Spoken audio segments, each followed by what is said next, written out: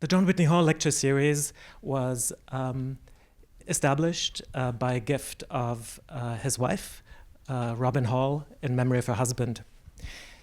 Now, if you allow me a personal note, I first encountered John Whitney Hall's name in one of my first days as an undergraduate at Oxford, in my first, if memory serves, Japanese history lecture.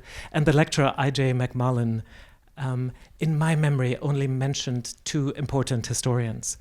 Little did I know at the time that both are deeply involved with the history of Japanese history at Yale. The first was Asakawa Kanichi, who in many ways founded the field outside Japan.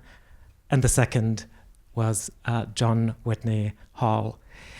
And if my memory is correct, and only those two people were mentioned, in some ways that's very appropriate, because John Whitney Hall was one of the great historians of his and any generation. He was born in Tokyo in 1916, received his PhD in East Asian languages and literatures at Harvard, began teaching at the University of Michigan in 1949, and was poached by Yale in 1961.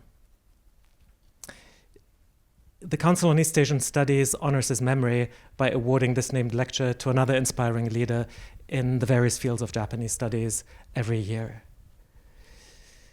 We're proud of all of our previous speakers, whose illustrious names you can find on the little leaflet that I hope all of you picked up.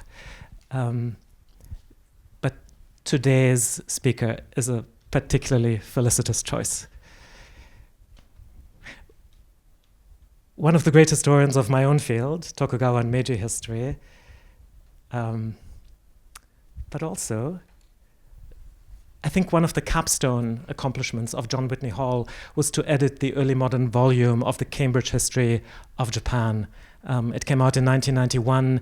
It summarized the state of the field at the time, and it summarized it in a way that was authoritative, in a way that lasted decades. And I mean, still today, those are wonderful, wonderful chapters. But about 10 years ago, the Cambridge University Press decided to publish a new version of the Cambridge History of Japan for a new generation. And whom did they pick as the editor for the early modern volume of the Cambridge History of Japan? Well, he sits in front of us here, David Howell. I am so tempted to speak at length about David Howell, but I've already taken up too much of your time. I'm so tempted to speak at length about the many things I've learned from him, the many things I admire about him. Let me just say that I'm still fantasizing in middle age about what it might have been like to be his doctoral advisee. And with that, let me cede the lectern to somebody who had the great good fortune to be his doctoral advisee, my distinguished colleague, Danny Botsman.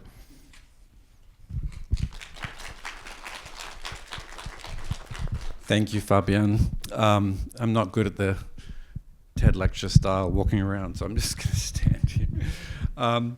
It really is such a pleasure today to be able to introduce David Howell as our speaker. I realized this afternoon that it is now a little more than 30 years since I first met David. Picture, if you will, a suburban backyard in Princeton, New Jersey, and a nervous-looking young man, it was me once, believe it or not, I was young, who was being recruited into the PhD program there. And Shel Garin, who is very deeply aware of and sensitive to the niceties of my national culture, had very kindly decided to host a good Aussie barbie in his backyard. Coming, as I did, from the wilds of Queensland, it had never occurred to me that Marius Jansen might actually be a real person.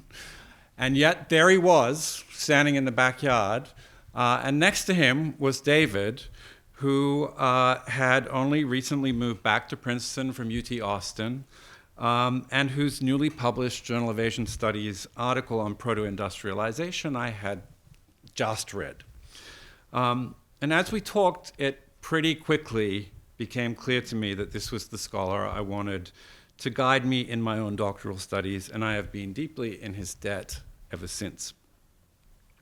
Professor Howell's first book, Capitalism from Within, Economy, Society, and the State in a Japanese Fishery was one of the key texts from a moment in which scholars were revisiting questions that had been kind of foundational to the formation of the field in the English-speaking world in the decades after the war, but which had kind of become less central to what people were doing. But it was a moment in which scholars were revisiting those questions and doing it in new, more nuanced and sophisticated ways.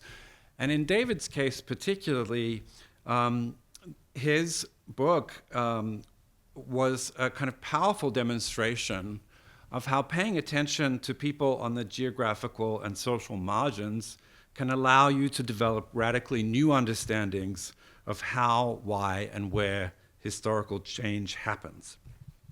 As the title suggests, and I'm sure many of you are familiar with it, the book is about the roots of capitalism in Japan, and it draws our attention specifically to what was happening in the fisheries at the northern part of the archipelago.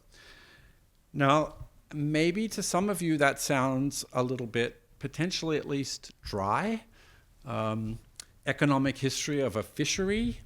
But let me say that this is a book that also makes very clear some of David's enduring trademarks.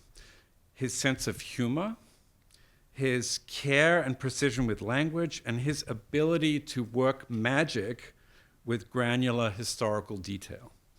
How many books in the field of economic and social history have a chapter that begins with an enticement such as this? A giant octopus appeared off the Japan Sea coast of Hokkaido at Yoichi in the 9th month of 1828. Its 12-foot head and 60-foot tentacles filled the sky with a shining blue light, a quote from a contemporary document. Local fishers adhered to a belief system that could handle the physical and spiritual damage inflicted by bears, foxes, and whales. But through some oversight, they had failed to provide for monster octopuses. After consulting at the local shrine, they prudently decided to stay out of the water until the rogue cephalopod left of its own accord, which it did a couple of days later. His inexplicable love of P.G. Wodehouse notwithstanding, David's sense of humor remains strongly apparent in his more recent work. Consider the titles of a couple of his shorter recent publications: The Girl with the Horse Dung Hairdo, from the 2009 volume Looking Modern, and of course his landmark chapter in Japan at Nation's Edge, Fecal Matters, a prolegomenon to a history of shit in Japan. Now, if this suggests that one of Professor Howell's main criteria for settling on new research projects is olfactory stimulation, from fish to feces, I want to assure you that his very long list of publications includes many field-shaping pieces with more sober-sounding titles. To just name a few: Ainu Ethnicity and the Boundaries of the Early Modern Japanese State, from Past and Present; The Social Life of Firearms in Tokugawa Japan, from Japanese Studies; Foreign Encounters and Informal Diplomacy in Early Modern Japan, from the Journal of Japanese Studies; and The Meiji Restoration and Governmentality, from a 2021 volume Revisiting Japan's Restoration. I can also assure you, and I hope that gives you some sense of David's range as a scholar, that whatever the topic, all of his work is infused with wit and presented with an attention to both substance and style that is truly unusual. His second monograph, Geographies of Identity in 19th Century Japan, was also a landmark accomplishment. It draws inspiration in part from the impressive body of scholarship on Tokugawa Japan's status system that has appeared in Japanese in recent decades, but it also extends that literature in very significant ways by incorporating his long-standing interest in the history of the Ainu, for example, and by using this status system as a starting point for thinking about the transformation of Japanese society over the course of the 19th century, rather than simply as a feature of the old Tokugawa social order. The result is an account of the remaking of everyday life that takes us beyond the old cliches of the Meiji transition and allows us to understand precisely what was changing in ordinary people's lives in this period in a grounded and very real way. As Fabian's already said, Professor Howell's deep knowledge of the Tokugawa Meiji transition and his own role in shaping the work of so many scholars in the field made him the obvious person to edit the 19th century volume of the New Cambridge History of Japan, which was published just last year. In addition to a brilliant introduction, with which I have sometimes disagreed, Professor Howell contributed 2 chapters of his own to the volume, and of course it was his intellectual leadership that has ensured the success of the collection as a whole. I've already spoken for too long, but Professor Howell's official title at Harvard is the Robert K. and Dale J. Weary Professor of Japanese History, and every time I hear this said aloud, I think, well, if anybody has the right to be called the Weary Professor of Japanese History, it's certainly him. In addition to all of his scholarly accomplishments, he has contributed to so much to the field over the past decades, serving on the boards of the Association for Asian Studies, the SSRC's Japan Advisory Board, as chair of departments at both Harvard and Princeton, and as editor for a full decade of the Harvard Journal of Asiatic Studies.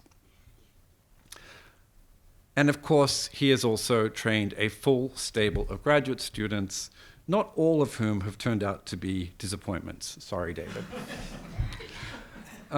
In short, I don't think that there's any doubt that David Howell is somebody who John Whitney Hall, like Marius Jansen, would gladly recognize as a peer and as a worthy successor. His talk today, as I understand it, will give us a glimpse of a new book project forthcoming from Cambridge University Press. Judging from the title, the topic is one that may also have some strong resonances for those of us living here in the United States in 2025.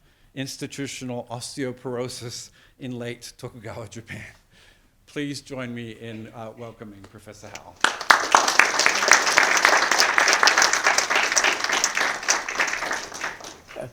Thanks so much, Fabian and Danny, for the very, very kind introductions. I'm sorely tempted just to walk out on a high note.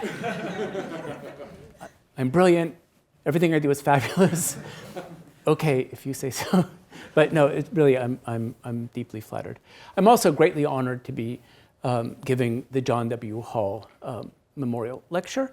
I never met Professor Hall myself, but I did correspond with him when I was planning or hoping to go on to do graduate work in Japanese history. And so I wrote to him.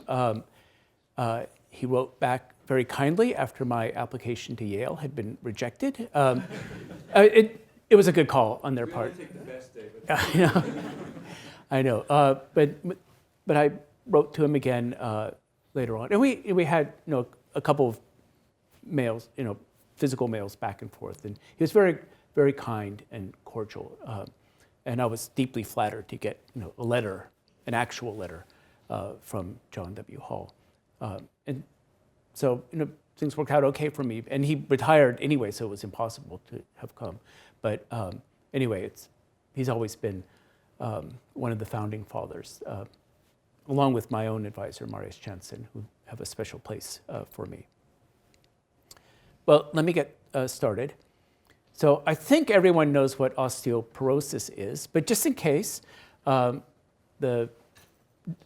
literally the dictionary definition is a condition characterized by decrease in bone mass with decreased density and enlargement of bone spaces, producing porosity and fragility, and resulting from disturbances in nutrition and mineral metabolism.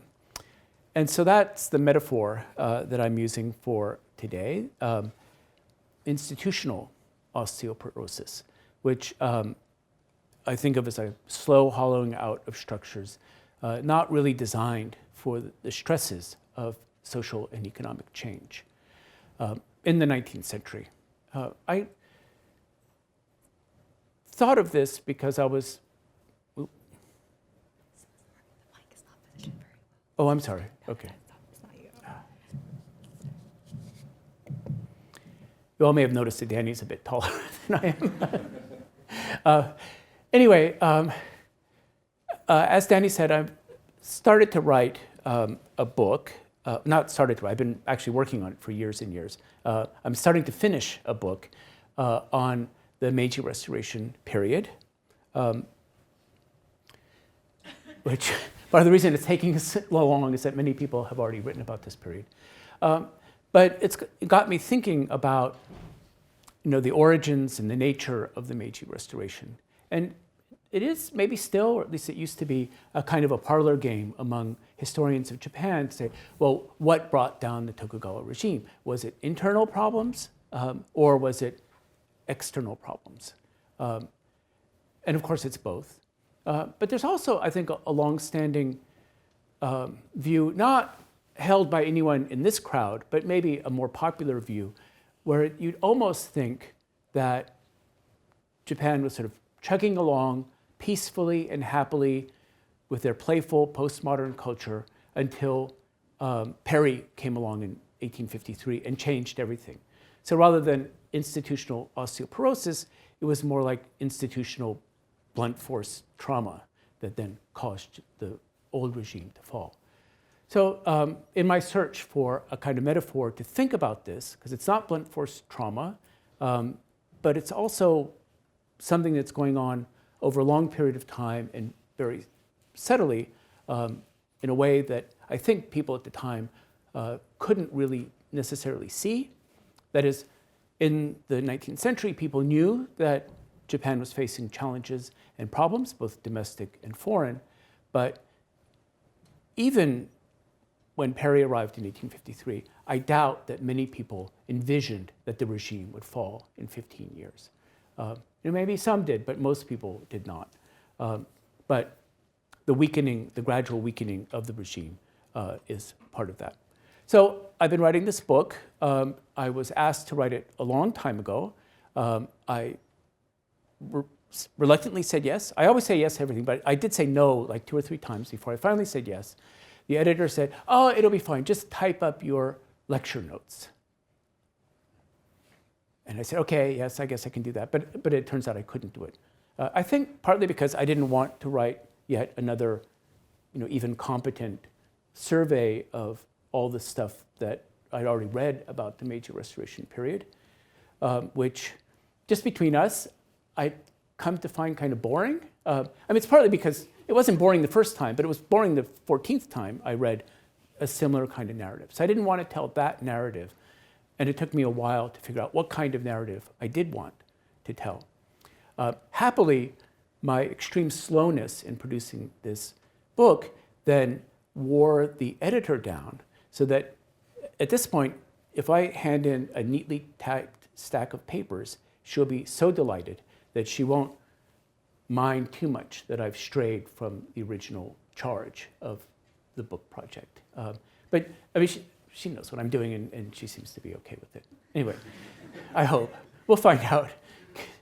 I'm going to see her in Columbus, Ohio next month, and she'll let me know. Anyway, so yes, it's another book about the Meiji Restoration period, but it's not framed around the usual heroes. If there's a Hello Kitty version of you, you know that you've reached the big time in Japan. Instead, what I want to do is look more in the countryside, more granular perhaps.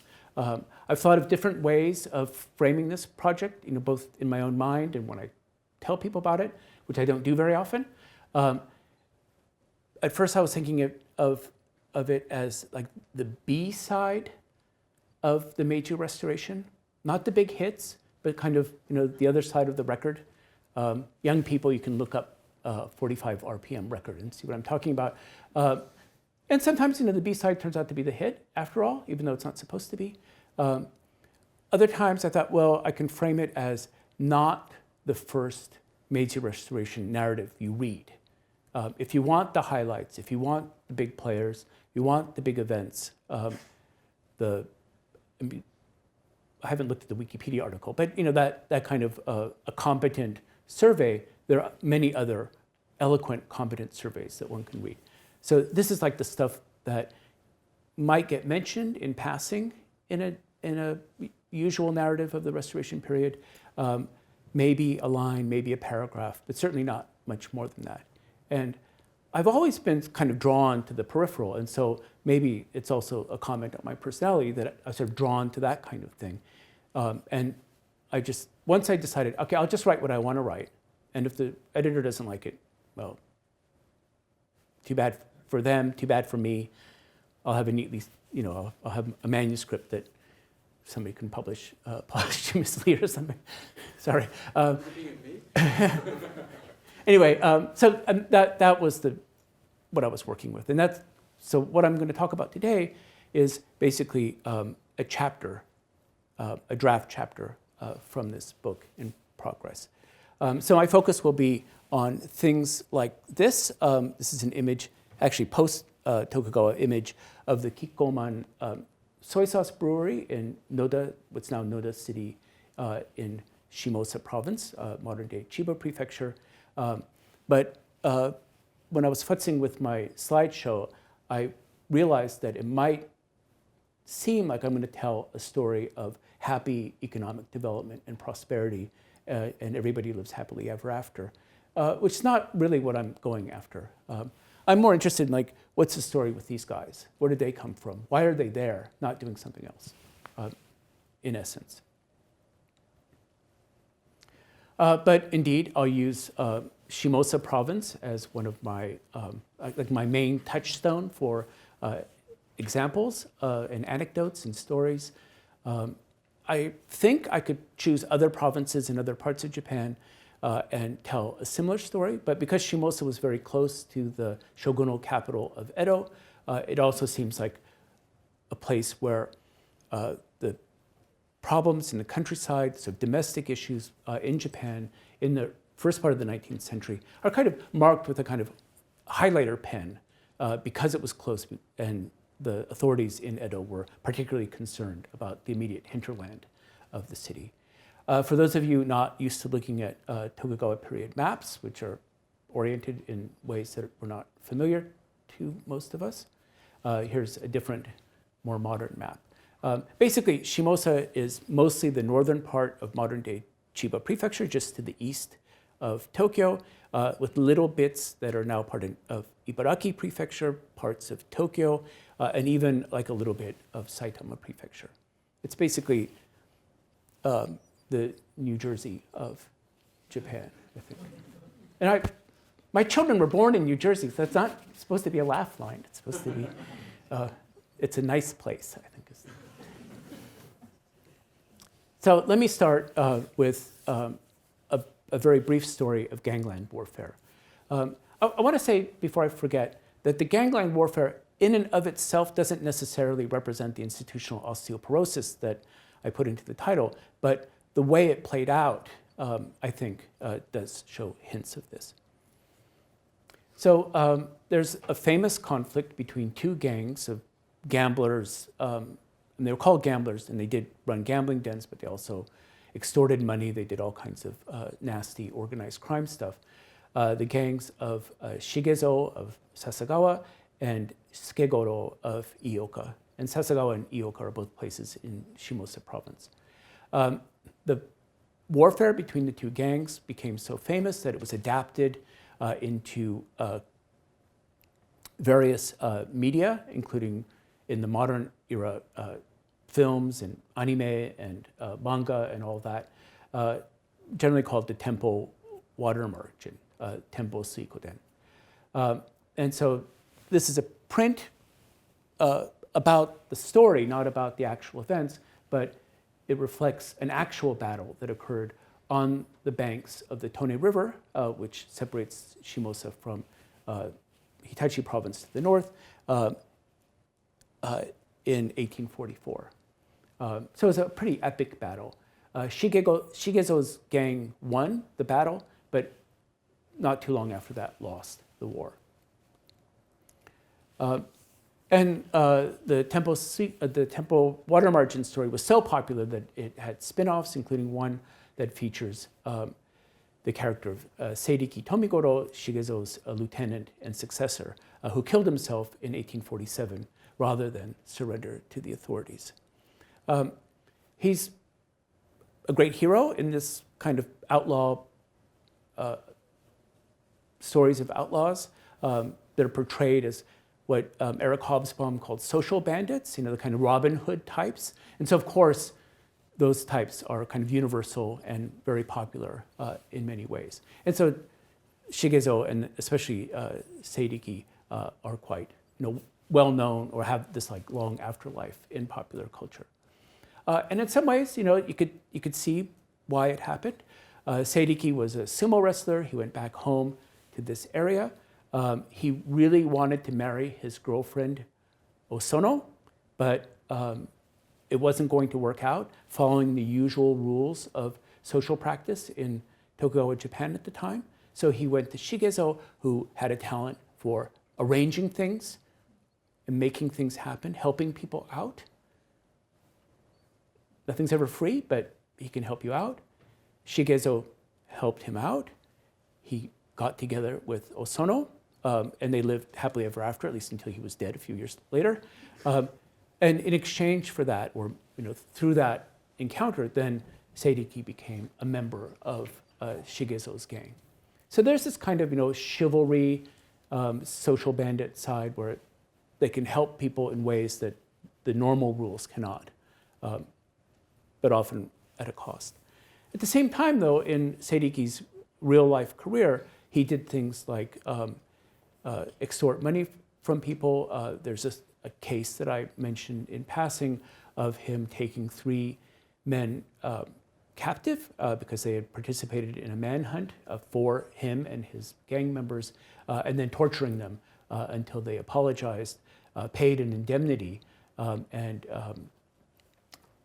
promised not to get involved with trying to catch him again.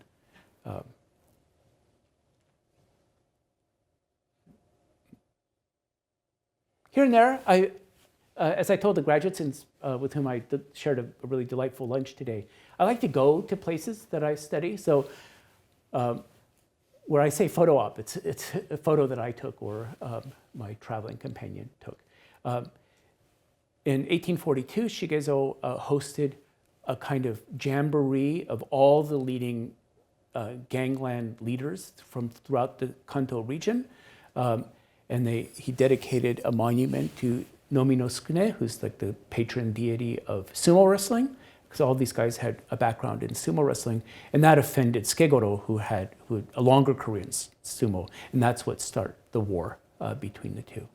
And so there's a bit of temple water margin tourist infrastructure in Chiba, and so I went and enjoyed my visit. Anyway, so that's kind of a background showing, at the very least, that gangland warfare was not unusual. There were lots of criminals in the area, and certainly the perception that the eastern Kanto area, including Shimosa and neighboring provinces, was descending into crime and disorder in the 19th century. The authorities were worried about that. Village headman types were worried about that. And how much it was actually occurring is hard to tell. And there were bad guys running around, but whether local society was really in crisis or not is actually hard to know. But certainly the notion was out there. And part of the problem was connected to the problems of governance in the area, which I'll elaborate on in a moment.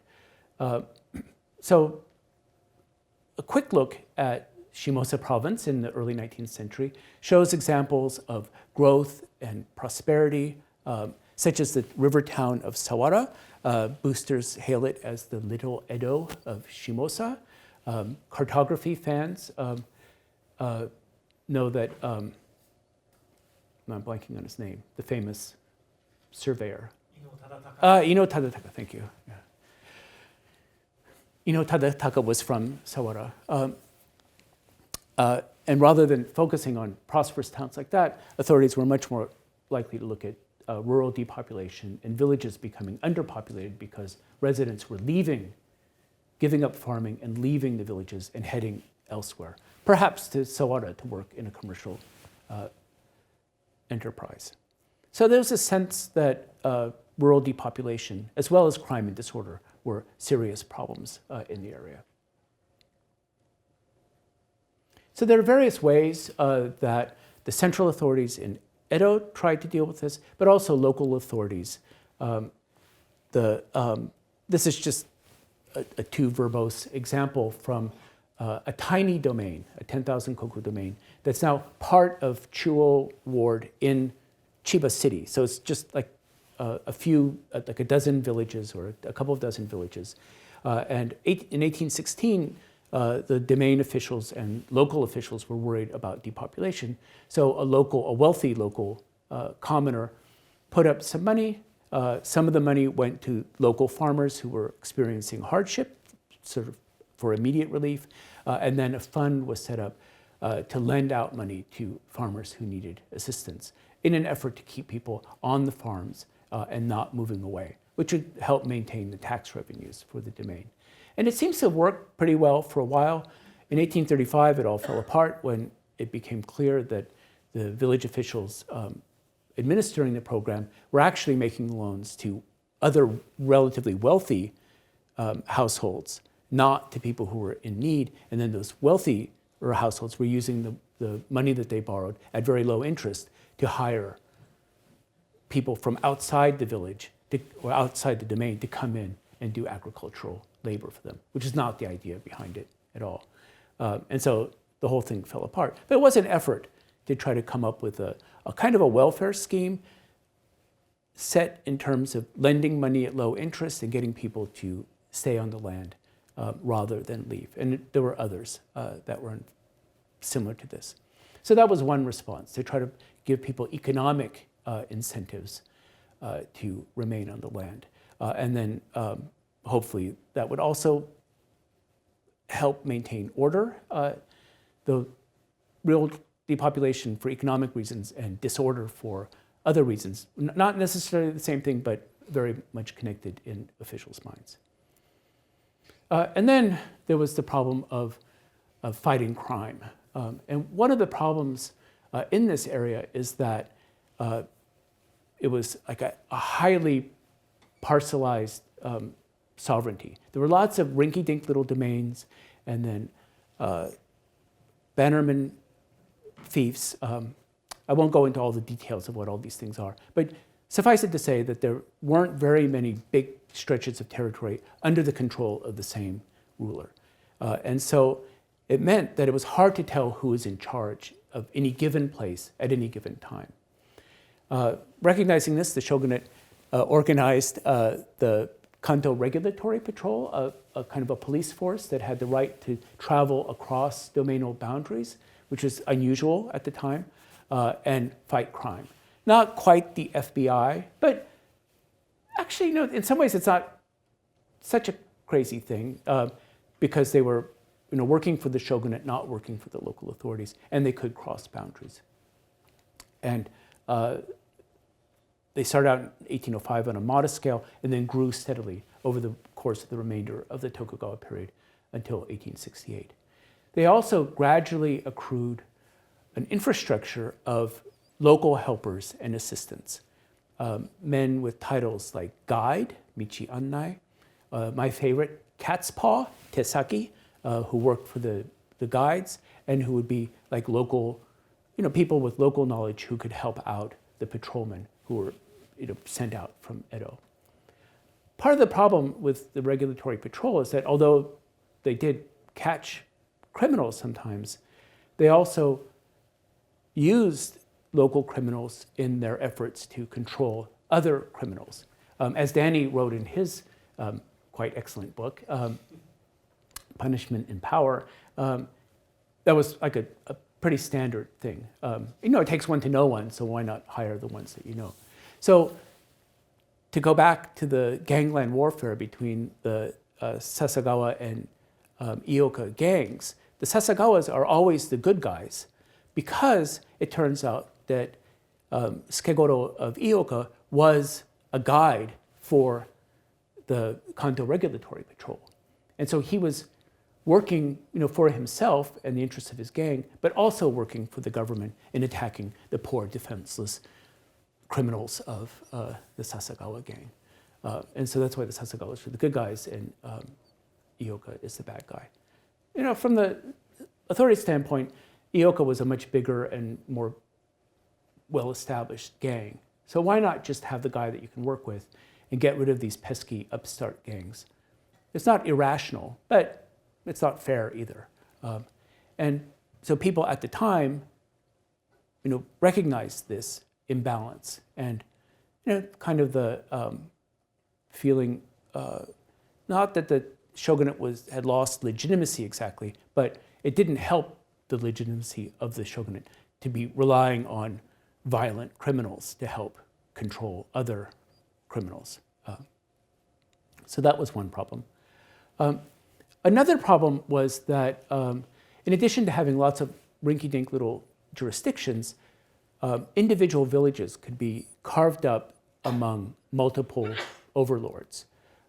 So this is a map of Daikata village. Looking at the map, there's no way to tell that it actually has multiple overlords. That's not mentioned on the map itself, but it had 4 overlords with 4 sets of village officials, 4 tax bills, 4 rules, 4 authorities to go to if there was a problem. And yet it served, functioned as a single rural community with shrines and temples and festivals and social interactions and all that kind of thing. But it made it very difficult to know if something happened, who was supposed to be dealing with it. I call it the C. elegans of shared revenue villages, which is the term for this sort of divided shared village, because it's relatively well documented, and there's like a whole series of people working on it as a kind of stand-in for the shared revenue villages. So otherwise it's not any similar to a nematode in any way. And I went there. I don't have a photo op because it's just a completely unremarkable place that I didn't think to take a photo of it, for which I apologize. But sometimes problems of jurisdiction also then translated into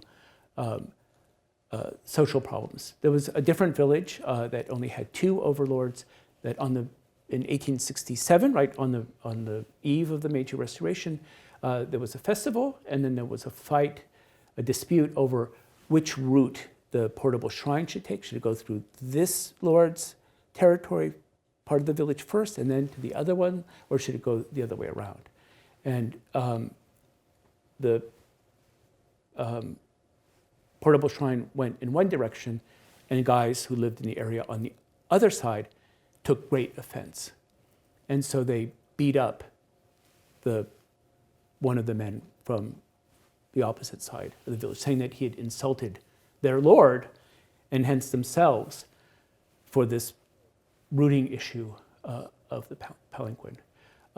In true Luke Robertsian fashion, the whole thing got very complicated. The guy was beat so badly that everyone was sure that he was going to die. They called in a village, a doctor from the neighboring village. Officials, representatives went to the 2 lords in Edo, so 1 to each. And then the guy rallied, and it became clear that he wasn't going to die.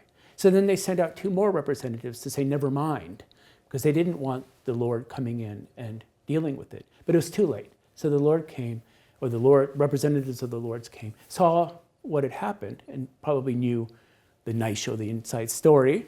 So then everybody got together, and the guys who had beat up, had done the beating, said that they were sorry and they paid an indemnity. The guy who had gotten beat up said that he was not beat up, he had tripped over a tree root and bumped his head. And again, in true Robertsian fashion, yeah, sounds good, right? The guy almost died. Somebody's paying a huge indemnity, But yeah, he just stumbled over a tree root. And everyone lived happily ever after. So, in some ways, these divisions are a kind of fiction of tax accounting, but in other ways, they seem to have had real resonances for the people who were involved. And that helped to add to the kind of fear of disorder in the country. Of course, the authorities knew that having this sort of splintered jurisdiction situation was not a very good way to maintain order. So the effective leader of the Tokugawa shogunate in the 1840s, Mizuno Tadakuni, had the bright idea of amalgamating territories. And he announced a plan to do this by our calendar, June of 1843. By the beginning of October 1843, the orders had been undone and he was out of a job because there were just too many entrenched interests were insulted, I guess, and so the plan didn't work. So this is maybe another example of a kind of inefficient, a system that served its purposes when it was instituted mostly around the end of the 17th century, had lost its meaning by the early 19th century when there was much more economic activity, much more integration, and having these little tiny jurisdictions was not a very rational way to run local government. And so somebody did have the idea to fix it, but things were just too entrenched. The institutions couldn't adapt. Too many people were too self-interested, and so he lost his job and nothing changed. Another issue, aside from governance and fear of crime, was a general concern about the morals and uprightness of the common people. Can we trust the common people to do the right thing? In some ways, rants about peasants these days, I like to think of as the kind of the junk DNA of Tokugawa discourse. If you read any kind of exhortation to common people written pretty much any time during the Tokugawa period, almost, or it's often literally, but if not literally, among the first items will be, people are just way too decadent. They've got to stop being so decadent. They've got to work hard. They've got to save their money. Come on, guys, just knock it off with the partying and drinking and just nose to the grindstone. This is Yokan from Toreya. The former leader of the Tokugawa, effective leader of the Tokugawa shogunate, Matsudaira Sadanobu, wrote in his own memoirs about his days as a daimyo, saying that peasants these days in his domain, the Shirakawa domain, they're just, all they do is they spend their time doing their hair and gambling. They don't work in the fields. Half of them have left for Edo. They have no interest in staying on the farm. And then what's worse, the ones who do stay on the farm, what do they spend their money on? Yokan. Give me a break. This is a luxurious foodstuff that's not meant for dirt farmers in what's now Fukushima Prefecture, and yet they buy it. And actually, to give it as gifts at wedding ceremonies and things like that. But still, give me a break. They shouldn't be doing this. And then he has a whole list of things that they spend their money on. Instead of working, instead of saving, instead of being good, diligent peasants. This is something that you just see. It's not limited to Japan. It's very common in East Asian discourse at this time. So that's why I call it the junk DNA. Of course, yeah, blah, blah, blah. Yeah. Work hard, be thrifty. Don't be decadent. Luxury is the enemy. That kind of thing. But still, it does reflect a kind of mindset of not a feeling that the ordinary people, the peasantry in the countryside, are not really trustworthy. If you're not looking after them, if you're not on top of them, they're going to do bad things. They'll gamble. They'll leave their homes, abandon their farms, and they'll go to the city to work. Or, God knows what. They'll just not do what they're supposed to do. Even though I'm losing my voice telling them to not be decadent and to be diligent. So Junkin, because I've always tuned that stuff out. Yeah, okay, here we go again. Let's get to the actual policies that they're talking about after the requisite blah, blah, blah. But maybe taking that blah, blah, blah seriously is worthwhile.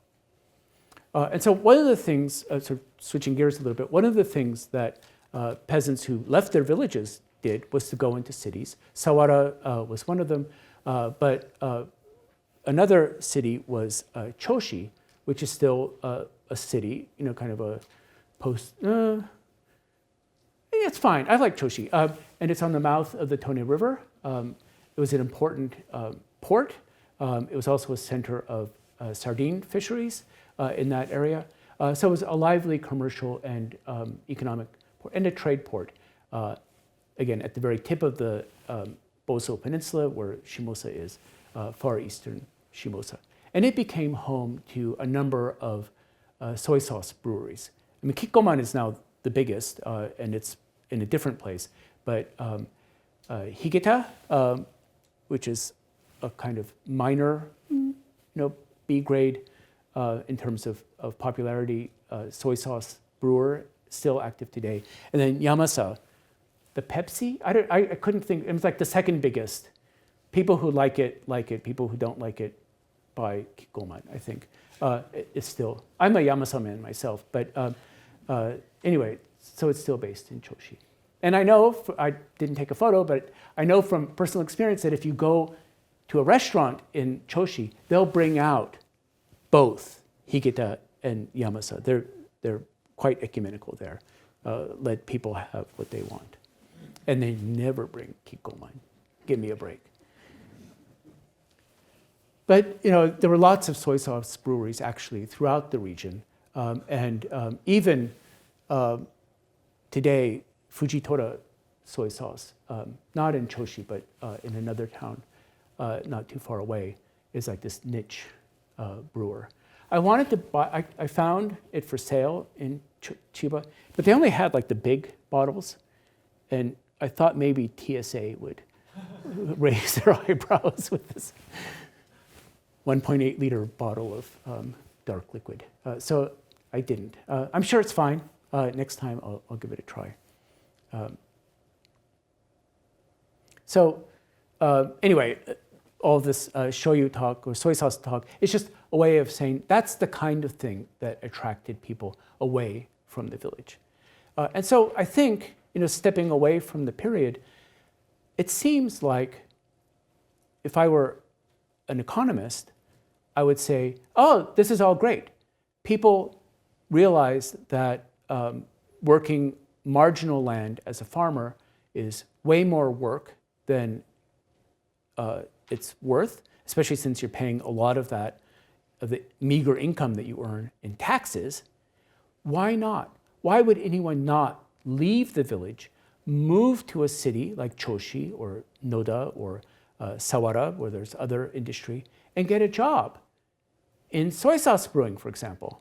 So the guys in the print that I started with, they were probably from marginal villages in the countryside who had then moved to Noda to get a job at the Kikkoman brewery. And it just seems like a very rational thing to do. The economy is growing. They're producing lots of soy sauce, selling it all over the country, eventually all over the world. And so this is a happy story of economic growth and prosperity for all. And if marginal villages lost population, well, they were nothing special anyway. So boo-hoo, get over it. Economists can be hard-hearted that way, but sometimes I think, but sorry, at least very, yeah. So it seems like a happy story. But because there was no real notion of economic growth, at least not intensive economic growth as we understand it, at the time, it was hard for folks to see that, to see it as a prosperity story. They saw it as a depopulation story. They saw it as a story, and they had a point here, where it's young men who are going to work in soy sauce breweries, not families that are going. What happens to the women and children, and young men working They are not having children.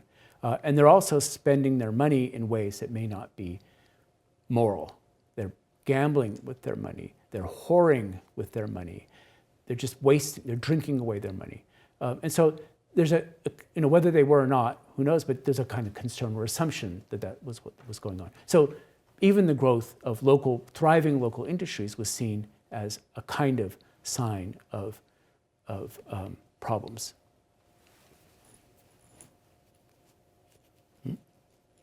Okay.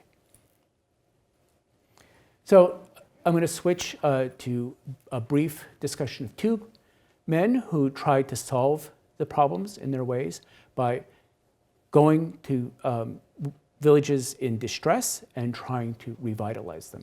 One of them is very famous, and one of them is not famous, but not as well known, not nearly as well known. The famous one is Ninomiya Sontoku. Here's an image of him, perhaps better known as that annoying kid who carries firewood on his back as he's walking 9 miles each way through the snow, reading the Chinese classics on his way to school. Kid, there are many, sorry, I love Ninomiya Sontoku. He was a great guy, but he sort of lionized and turned into this kind of icon in front of many schools in the modern period. But he started a movement called the Repaying Virtue movement that his descendants then made the most of and continues in various ways even to today. So his story, I'll just very briefly, is that he was born to a farming household in the Odawara domain west of Edo, orphaned at a relatively young age. He really does seem to have worked very hard. He really does seem to have been studious and diligent. And so over the years, even starting in childhood, he worked, he amassed some funds, he invested those funds in land. He also invested the funds in lending money to other people. That got him a gig as a commoner attendant to an elder of the Odawara domain, whose personal finances he fixed. Not usually part of the job description, but he did it. That got even more attention, and so then he was hired to work his magic on the fief in an area not too far from Nikko of this elder's relative. He went there, spent like 14 or 15 years revitalizing the communities there. He had the foresight to have people plant hardy grains before, as the temple famine was arriving, so they fared well, and that really boosted his image. That led to gigs as a paid consultant. He went to Fukushima, where in the Soma area, where he did lots of work. He was hired by other domains, and he ended up being hired again by the shogunate to work in a bunch of villages, again near Nikko, where he died, and then his son carried on his work. So his plan was be rational about farming, plan carefully, keep track, keep records of what you're doing. Of course, work hard, don't waste money, all that kind of work, be diligent, don't be decadent. But a kind of rational approach to farming that won him general success. He was also good at spinning his own reputation and at managing expectations. So the first job that he had was to revitalize a domain that had a yield of 4,100 koku. He realized that was going to be impossible, so he set a goal of 2,000 koku, which he then attained, declared success, rousing success, and the guy he was working for didn't get everything he had hoped for, but he got more than he had maybe expected. So it was a success. And then he goes around. And the key point that I want to mention here is that wherever he went, whatever he did, Ninomiya was working for the authorities. He was a consultant hired by the authorities to do the authorities' work, which was to raise tax revenues, increase tax revenues by hopefully revitalizing villages. And he was good at that. But his employers were the authorities. He died, his son and others carried on the movement. In the 1890s, he was deified twice as a Shinto deity. So I went to the Hotoku Ninomiya Shrine in Odawara, just adjacent to the grounds of the Odawara Castle site. It's a pretty big and nice temple. I also went in a horrible rainstorm, as you can see, to the Hotoku Ninomiya Shrine in Imaichi, which now includes Nikko, so in Tochigi Prefecture. It's a much more modest shrine, but he's there too. And so it's not, in the 1890s, it was not so unusual to get deified, but it's kind of a rare honor. And so having hit the jackpot twice for one person shows how important he was, I guess. Let me move on to my other reformer, Ohara Yugaku, who again, is not unknown, but is not nearly as well known as Ninomiya Sontoku. So his dates are very similar to Ninomiya's. He was born about 10 years later, but died just 2 years after him. His story is really interesting, full of mystery. He called himself a masterless samurai from the Nagoya domain, but no one has ever been able to ascertain where he really came from or whether he was really ever a samurai. No information. He never showed the paperwork. He said that he was disowned by his father at the age of 18. He said it was because he got into a fight with his fencing master and killed the fencing master, but again, who knows? So he was on the road for 20 years, starting in the Kansai area, eventually going to what's now Nagano Prefecture up in the mountains. He was about to get arrested there, so he left and went to Shimosa. He ended up in Shimosa, where he then presented himself as an agricultural reformer and a kind of philosopher. In the Kansai, he'd been a poetry and divination teacher, but when he got to the hinterland of Edo and tried the poetry thing, it just bombed. Apparently, he was not a great poet. Colleagues of mine will write about Japanese, like waka poetry, and say that this is a good poem. I can't tell. I'm a roses are red, violets are blue, history's tough, but so are you, kind of guy. So I can't tell. But people could tell there that he stank as a poet and stank as a diviner, partly because actual professionals came from Edo on fundraising tours all the time, and they would stay with locals. So just the level was very high. So then he said, okay, well, I know something about agriculture because I was in the Kansai area where agricultural techniques were the most advanced in Japan. So then he set himself as an agricultural expert and then created a kind of philosophy that he called seigaku that was to back it up and give himself some kind of credibility. And it was the same: work hard, keep records, be organized, with some additional stuff that he did. Like he encouraged his followers. He set up shop in a village, Nagabe village. There's a site dedicated to him that you can visit now. He encouraged them to trade land holdings. People tend to have little plots that were quite separated, trade land holdings to make things more efficient. He also encouraged his followers to foster their children out to other families so that the children of the rich, relatively rich people could see how their poor neighbors lived, and then the ones of the poorer neighbors could come and see the possibilities if they were slightly more prosperous. So he's doing kind of edgy things, but mostly it was just about farming and being rational and keeping records. All the Thomas Smith, Okura Nagatsune, and the agronomist stuff, pretty familiar playbook. And the philosophy itself was very, very much the same as what Ninomiya Sontoku was preaching. But he's living in this village. He says he's a ronin, a masterless samurai, but he has no papers. If he doesn't have any papers, that means if they find him, the authorities find him, then he would be a mushuku, an unregistered commoner, which it's like an illegal state just to be such a person. And they started getting worried that maybe inquiries would be made. So they did, again, hat tip to Luke Roberts, they did this elaborate creating a paper trail for him where somebody said, oh yeah, he's my brother. He was adopted by a samurai in the Nagoya domain when he was a little kid, and then he had a fight and was disowned. Oh yeah, so yeah, he's totally my brother, and he just came back.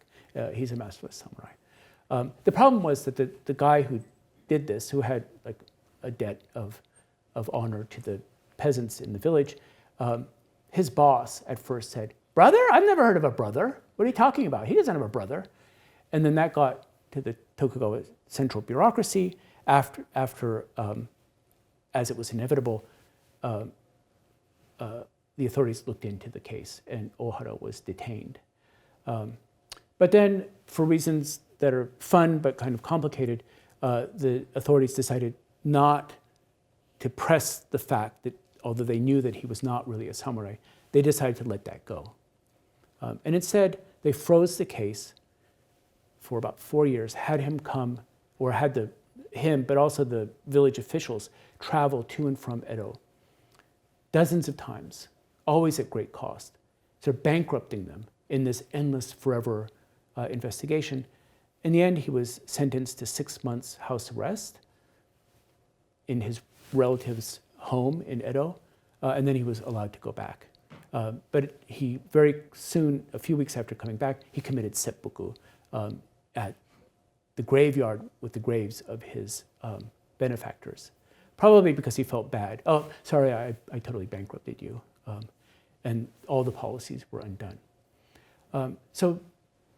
He's a much more interesting person to me than Ninomiya Sontoku. But part of the issue with him is that he had no place. He was working for the local people and for himself, and not with any kind of official permission.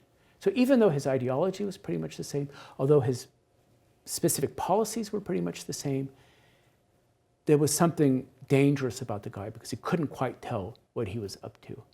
And the authorities had maybe this is another symptom of my osteoporosis, they didn't have a way to deal with that except by coming down hard on him. And then also it figures that he was arrested after a staged incident done by cat's paws of the local guide to the Kanto Regulatory Patrol in a completely transparent, it wasn't even entrapment, it was causing an incident and then totally lying about what had happened. And there too, the authorities realized that something was not right about the arrest, but he had been arrested and they couldn't just unarrest him. So it's like a really interesting, contrasting case happening at about the same time in pretty much the same area, but with two different results. One is famous, deified twice. The other, they tried to deify him in 1937, but failed. So instead of a Ohara Yugaku Jinja, there's a seiden, like a hall that was used as a community center and study space. My colleague,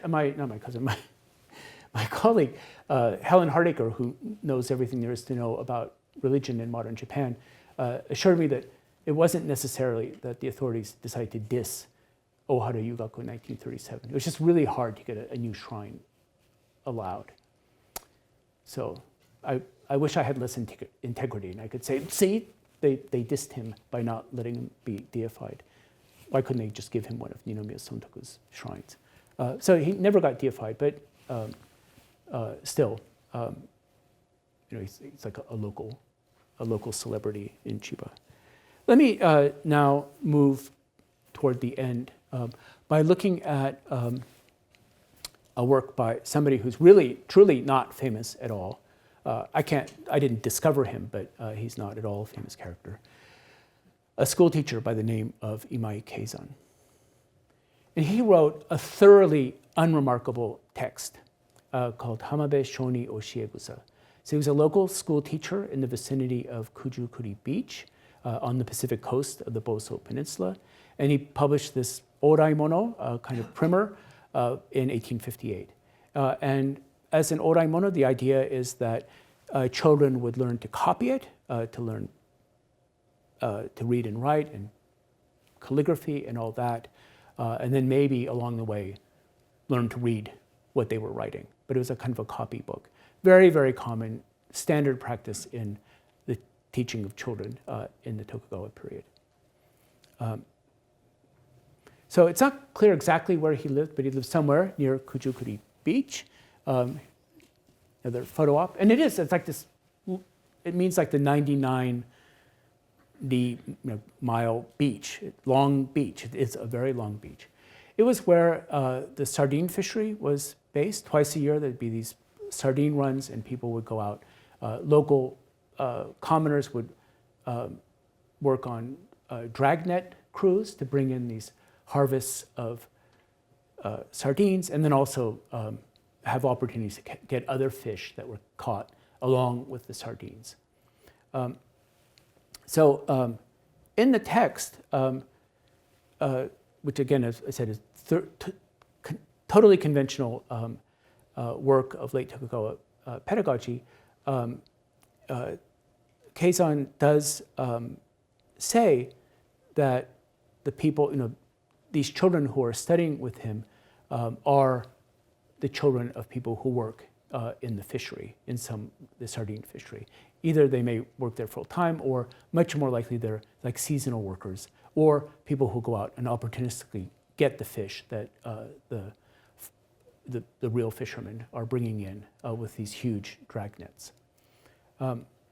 I like the text because it tempers the inclination to see the countryside in terms of a tense binary between economic growth, kumbaya on the one hand, or decadence and decline and crime on the other hand, which is certainly how the authorities would have, and they would have been on team decadence and decline, but still, seeing it in terms of either things are prosperous or they're going to hell. And it's, whichever it is, it's the peasant's fault. This text that he wrote, starts out with a kind of, statement about people's desire for luxury. He says, that although the farmland near the Kujukuri Beach is actually very fertile and one could make a great living farming, in fact, people go to the fishery because they can get ready cash, ikkaku senkin, like 1,000 pieces of gold in one grasp. And during my herring fishing studies days, that phrase came up, fishers as these gamblers who are always trying to get, strike it rich without doing much labor. And so, but he recognized that a lot of prosperity, money is brought in by the fishery, but he says that if people get involved in the fishery, then it naturally inclines the heart toward decadence. And then the pages after that, he goes into, so then you have people like young men who will get some money, some cash from selling fish, and then what will they do with that cash?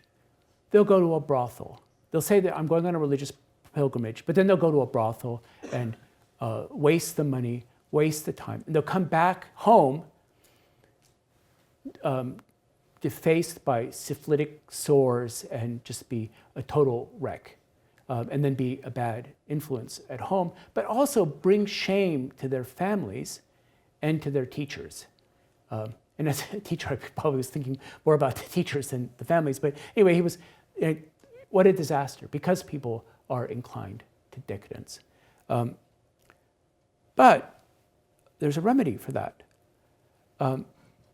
If you send your children to school, and I think he's mostly thinking about sons, but he does just say children, and keep them in school until they're like 16 or 17 years old, and teach them the importance of education. First, you start out with fairly straightforward, practical knowledge, like how to write an invoice for dried sardine fertilizer, but then move on to the Chinese classics, the 4 books, the 5 classics of the canon, and make them work on that. Of course, being in school and studying will keep them out of trouble. You have to keep an eye on them, even after they finish school at the age of 16 or 17, because they might end up with their drinking buddies and get back into their bad ways. So you have to maybe keep them at home, have them studying, then they will be good, upstanding citizens who will then, help their families bring honor to their community and to their teachers and so on. So what he said, and the reason I like this, again, it's all thoroughly conventional. I could probably find similar texts elsewhere, not with dried sardines. I can't. You can take Howell away from the fishery, but you can't take the fishery away from Howell, I guess. But a kind of community agency. So when Matsudaira Sadanobu was bellyaching about peasants buying ryokan, he probably would not have been, yeah, they shouldn't be buying ryokan. What are they doing? So he was in with that program that people shouldn't be decadent. But he also said that it's actually the local community and the families that are in control. If local people respect the importance of education and educate their children will grow up to be good citizens, and the community will be okay, even if they get temporarily sort of distracted by the wealth that can come in from a fish run. And the sardines run about twice a year. So you can sort of inoculate the community against that kind of decline if the community is together worrying about education and their children. So it's okay.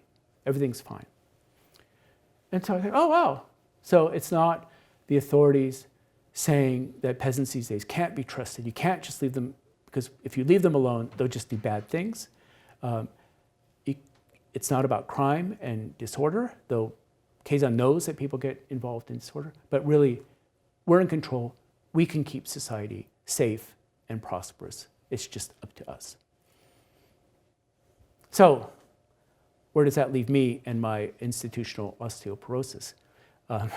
So either I have a conclusion for you that Keizan served up a calcium-rich tonic that if only other people had followed his advice, Tokugawa society would have been totally fine, or his platitudes were just platitudes at the end of the day. They're just platitudes that I like better than other platitudes, and so Japan was doomed. I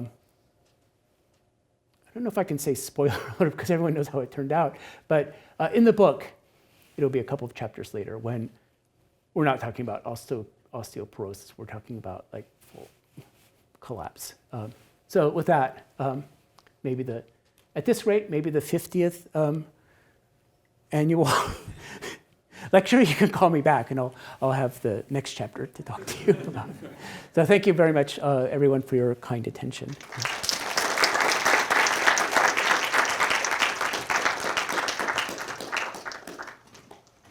I think Professor Howell would be happy to take questions. Thank you, David, for this engrossing talk. When you say osteoporosis, to me it suggests that the bones were in better condition sometime in the past.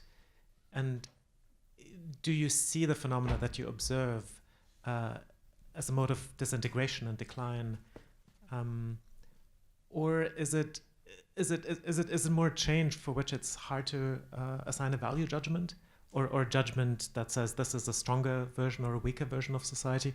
I thought one striking thing of what you described, one striking aspect, is that this is a society with a great deal of flexibility and solutions to problems. Right? Somebody gets beaten up, but in the end, somebody gets beaten to within an inch of his life, but in the end, nobody really wants this to turn into a series of grave punishments, and so they come up with a story that everybody can agree with. Yeah, I think in some ways, like you can go back to the 17th century and see people complaining about decadent peasants and the world is going to hell and all that stuff.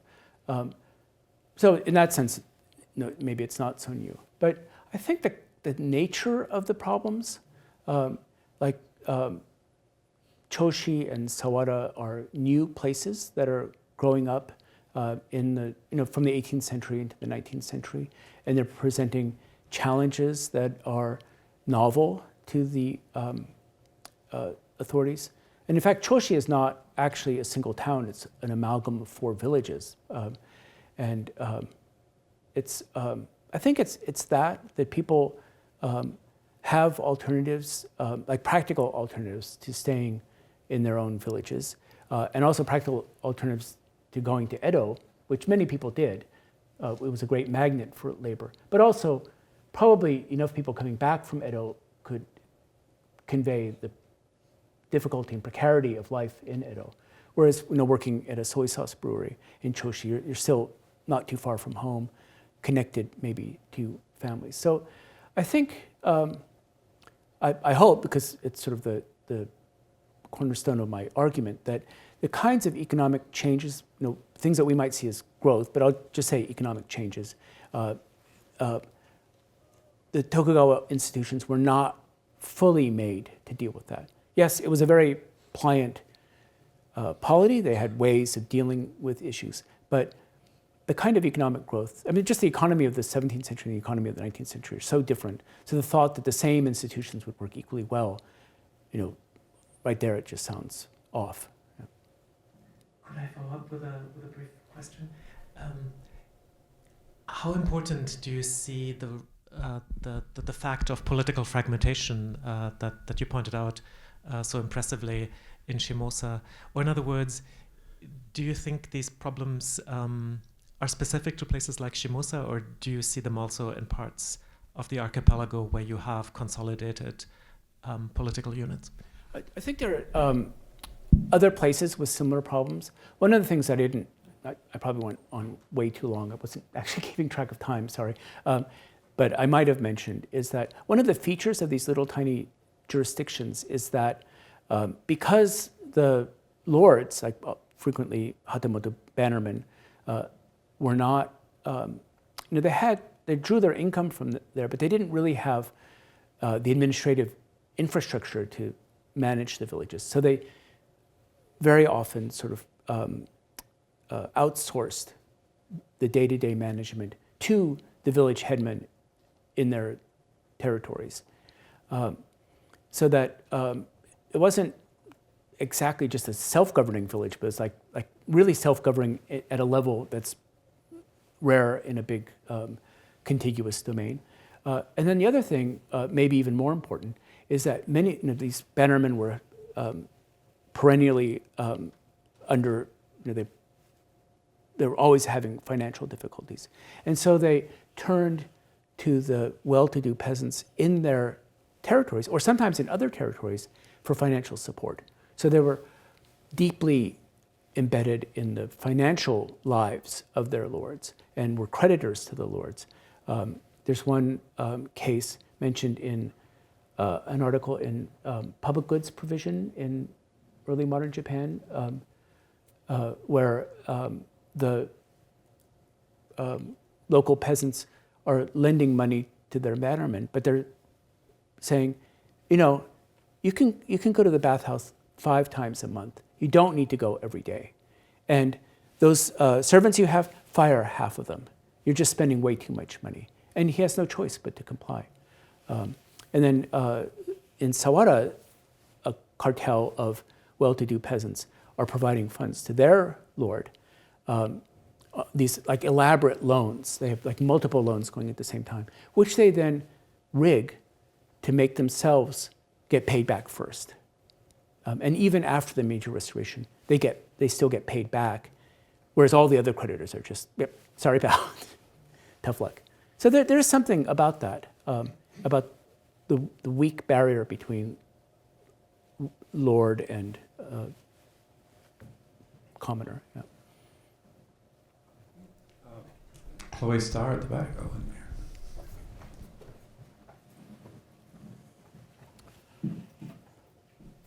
Thanks very much. I just wondered if you could say a little bit more about how representative these particular industries, sardine, shoyu, are. Can we extrapolate from your data in this one prefect, particularly these industries, to broader trends going on in Japan at this point?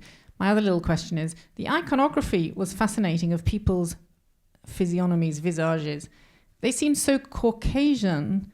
I'm wondering about the art form and the depiction of the faces, the images there. On the latter question, I'll just say that I don't think there's much to see there. I mean, that there's nothing going on, but I am notoriously bad at reading images. So I'll leave that for the after party and somebody who's more knowledgeable than I. On the representativeness question, yeah, I mean, I think on the one hand, the area around Edo, which is a huge market, more than 1 million people, is different from many other areas because it's much closer to this big market. But I think if we were looking in the Kyoto, Osaka area, we could find, other big markets with analogous relationships with their hinterlands, and probably, smaller castle towns and so on. I think the lure of employment away from marginal villages is similar. So when Matsudaira Sadanobu was complaining about ryokan eating peasants, he's in Fukushima, which is pretty far from Edo, but his people, as he understands it, are leaving their villages to head to Edo anyway, even though it's not, it's I don't know how many days walk. So I think there's something there, and there are, yes, different kinds of manufacturing. There's sake is sort of ubiquitous. Soy sauce is more regional, but there are major soy sauce breweries elsewhere. And then there are other, not manufacturing, but other trades. So the night soil trade, people collecting night soil in the cities and then transporting it to the countryside. That was a big deal with big protests if people were worried about the price. And then cotton near Osaka was also a big deal and also a big protest when people got worried about the price there too. So there are commodities and manufacturing, at least near the big cities, I think. I just happen to know this area better. So I chose it rather than Osaka, which I leave to Danny and others.